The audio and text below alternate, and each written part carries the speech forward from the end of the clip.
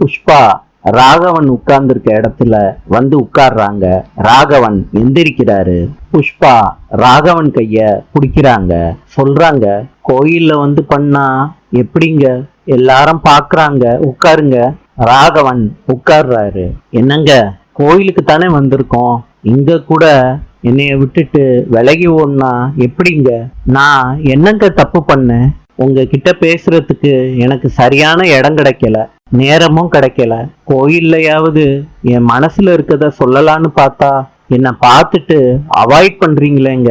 சத்தியமா சொல்றேங்க, இந்த கோயில்ல இருக்க அம்மனை சாட்சியா வச்சு கூட சொல்றேன், கண்மணியோட இடத்த பறிக்கணும்னு நான் எப்பயும் நினைச்சதில்ல. அவங்களுக்கு நான் போட்டியா இல்ல.